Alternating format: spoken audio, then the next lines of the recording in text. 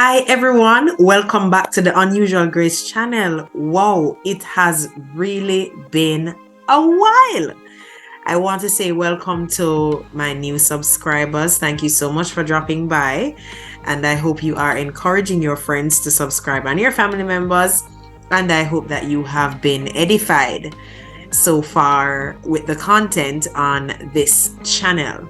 So many things have happened, and I am working very hard to address them all before 2022 is out. Can you believe it? It is almost a new year, and we are still on target, serving and worshiping the Lord, for He has been faithful, and I am sure He will continue to be faithful. Stay tuned.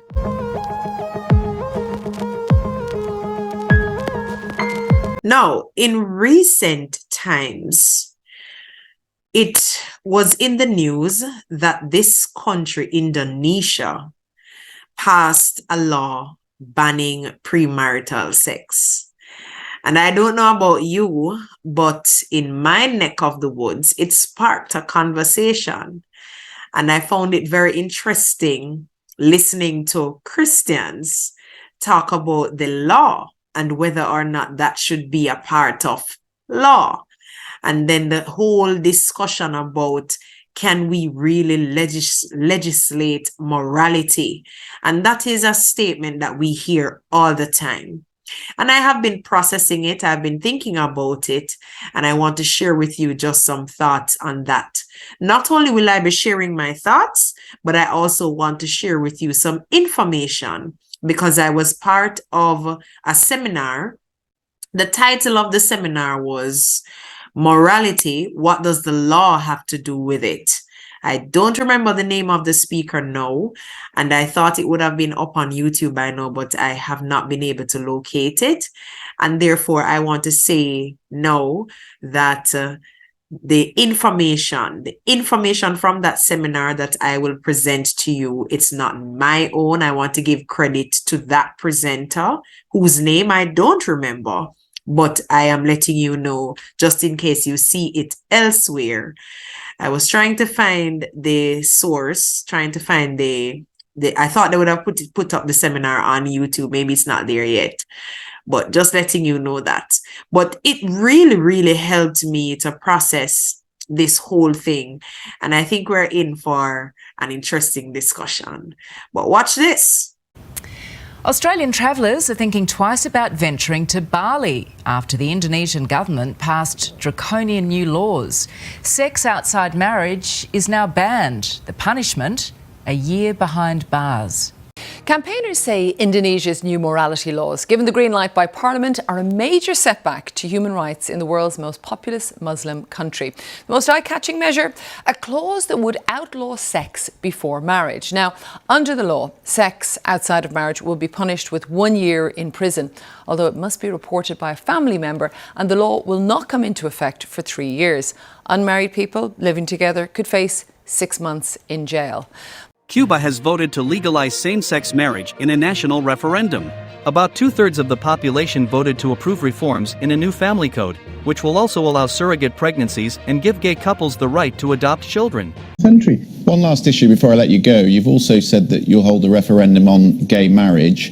For that next generation, should they be allowed to be gay in Barbados? Sorry? Should people in Barbados be allowed to be gay, to be homosexual? Is that a question you would ask the United Kingdom? Well, we have laws on gay marriage, and you're having a referendum on gay marriage, so it is pertinent. I think that is the most inappropriate question as to whether persons should be allowed to be gay. I think the question is, should we discriminate against people because they're gay? And we will not. And we're absolutely clear that Barbados became the first black slave society, and a country that has known what it is to discriminate against citizens for centuries cannot in today's world be discriminating against any human being for any reason whatsoever. So homosexuality will be legal in Barbados, as will gay marriage? I said that a country that discriminates against people will not do it. That has discriminated against people in the past. But what is more, the government is resolute that marriage is a function of the church. And to that extent, a referendum will be held to allow all parties to determine whether they will speak on the church or not, on the marriage or not. But with respect to civil unions, we believe that that is a function of civil rights. And to that extent, there shall be no discrimination against any person, whether gay, whether straight, whether black, whether white, whether short, whether tall, for any reason in this country. And that is the position of our government. 8 out of 10 Jamaicans want buggery to remain a criminal offence. The data came from the latest RGR Gleaner Don Anderson poll. The RJR Gleaner Don Anderson poll took the issue to the people. 80% of those interviewed want buggery to remain a criminal offence. 12% want it to be changed, while 8% are not sure. All right. So what I did there was to show you some of what's going on as it relates to the law in some of our Caribbean territories and what's happening in Jamaica. And as it is, Jamaica, or culture or laws do not recognize same-sex unions and so on. But it continues to be a conversation, a debate even, that people are having. Now, the thing is, we know that within the Christian worldview, we know that within the biblical worldview, there is premarital sex, which is sex outside of marriage, any sex outside of marriage. So if you are married and you are having sex with someone who is not your marital partner, that's called adultery. It is a sin. And if you are single, then you should be abstaining until you get married if the Lord so allows that to happen. But premarital sex or fornication is considered a sin within the biblical worldview or the Christian worldview. So one would think that when a country in this day and age, 2022, the 21st century, passes a law that bans premarital sex, that Christians would be like, yay, this is good. I like it. But no. Instead, we have Christians who are silent on the matter, not sure how to think about it. And there are some who would say, no, well, you can't legislate morality. And should we be, putting that in the law? Why should we ask that people who are not Christians subscribe to a Christian law or way of life or something to that effect? And I think all of those are legitimate concerns and views and so on. I want to say up front, though, that it is important for us to understand something.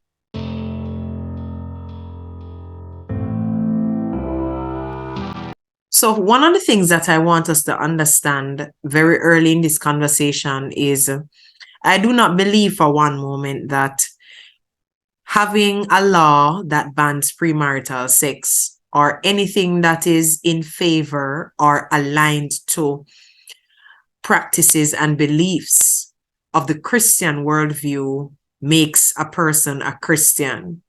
It doesn't.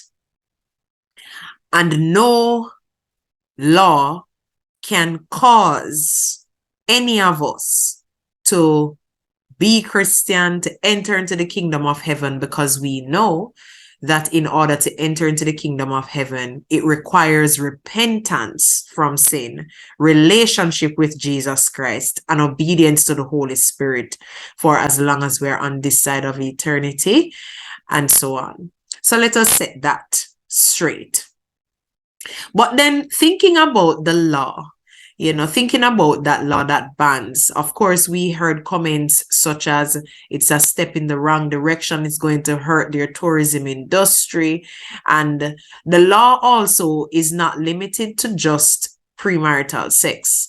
There is also a part of the law that speaks to speaking negatively, I am paraphrasing, about the president of the country, and that would be criminalized, among other things. Now, some of these laws are quite draconian.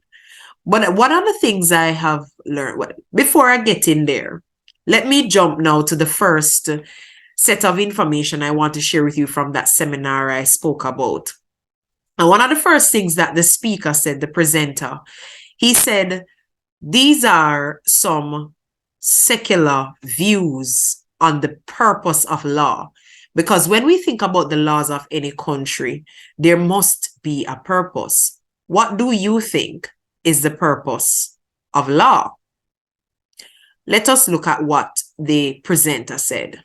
To punish crime, to protect people from harm, to protect society, to protect the environment, to encourage practices that benefit society, to redistribute wealth, to raise taxes to fund state operations. And those were some of the views on the purpose of law. And the big question is, which of those views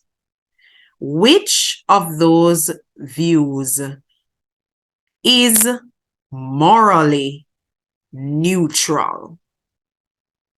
Because when we talk about morality, we're talking about right and wrong. When something becomes law, the law pretty much determines or makes a statement, a claim, or presents something that is right or wrong. If something is a criminal act according to the law, it is communicating to society that we believe this is wrong. The society does not accept this practice as right. Or the society views this practice as wrong. For whatever reason, it might be harmful to an individual, it's harmful to self, and so on. So that's the purpose of law.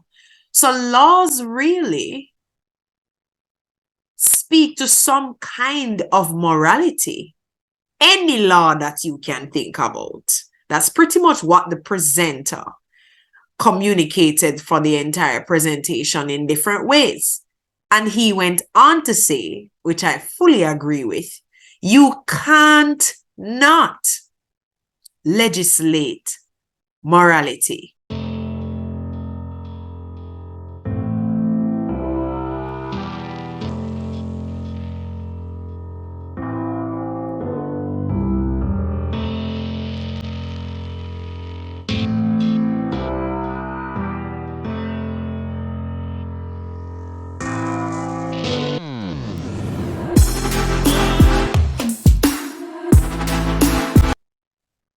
Now, I want you to think about this quite carefully.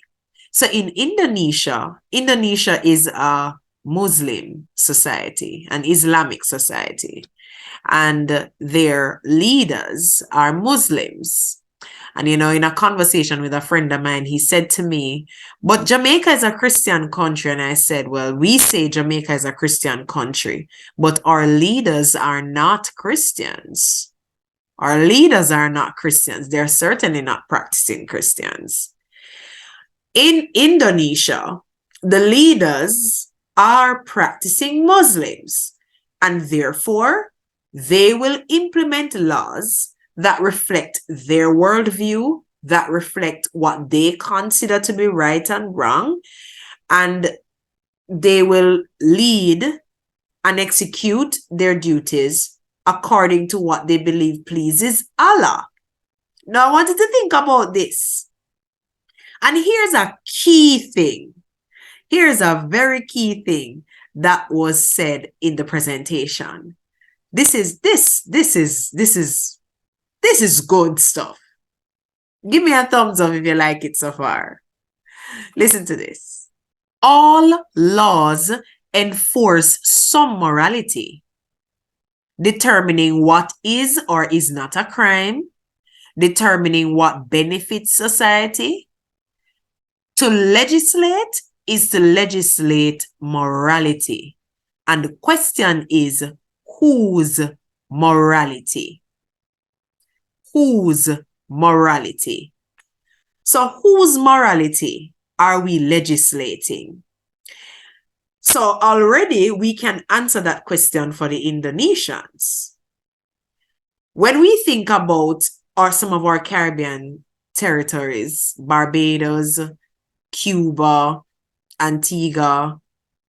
I think Antigua visited that law recently. I could be wrong, so don't quote me on that, but I'm sure about Barbados and Cuba, at least.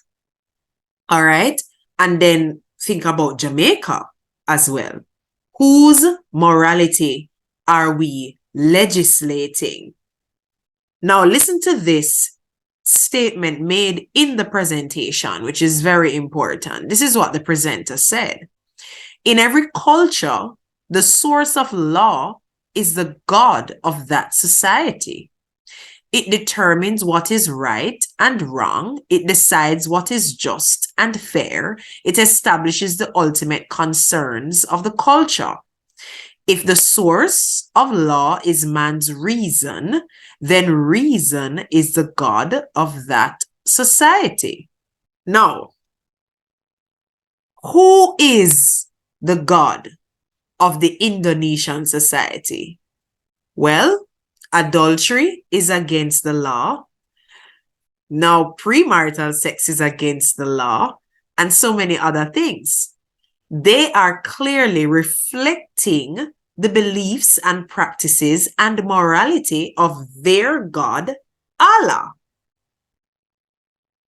Now, in Jamaica, who is the God of Jamaica? Do you realize already that we are in a war? Because while we can say this is a Christian country and therefore the God of the Bible should be the God of this society based on our laws, we have this fight, spiritual warfare that is going on, because there is another God that is trying to take preeminence, another God that is trying to be above all in our culture and in our society. You see why we have to fight? No. Who is the God of that society? So the law reflects that. The source of the law reflects the God of that society. The source of our laws in Jamaica reflects the God of our society.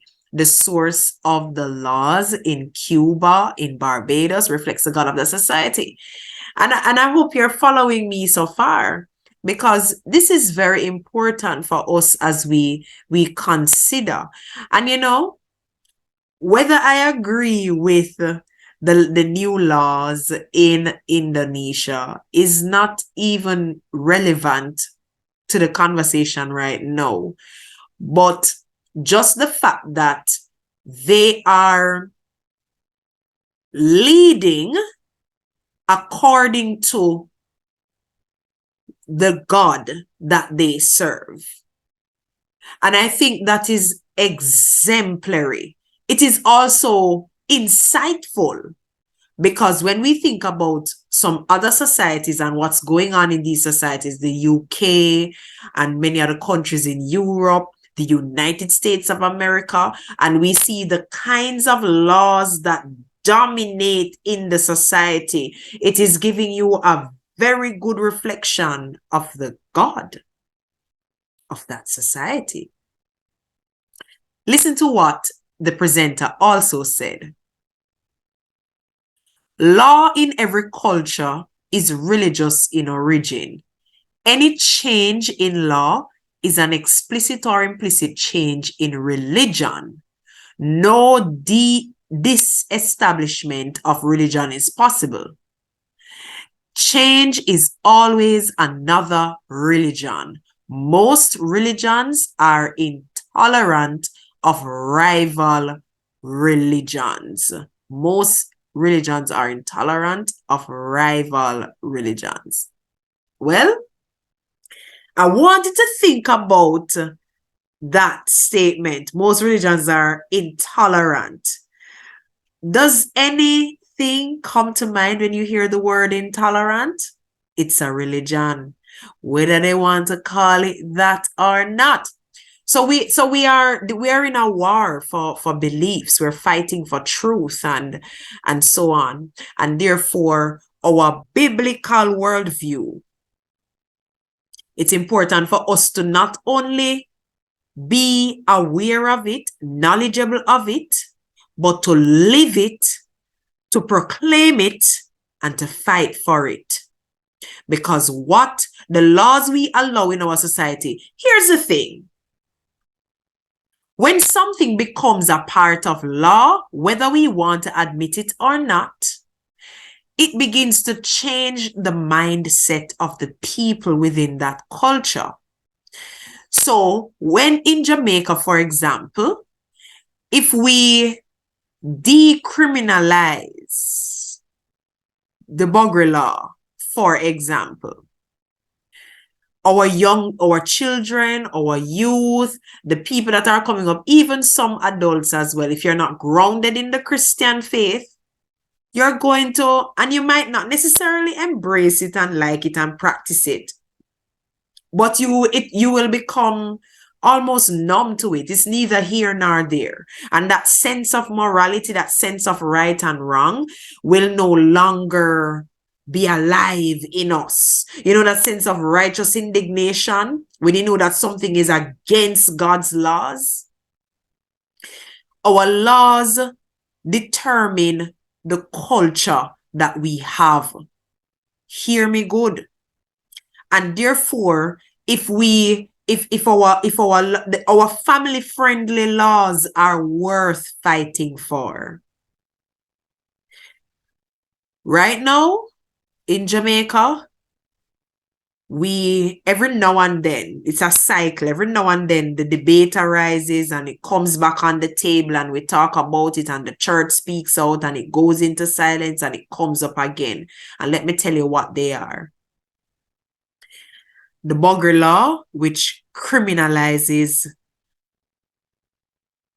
buggery for a certain set of people who practice that.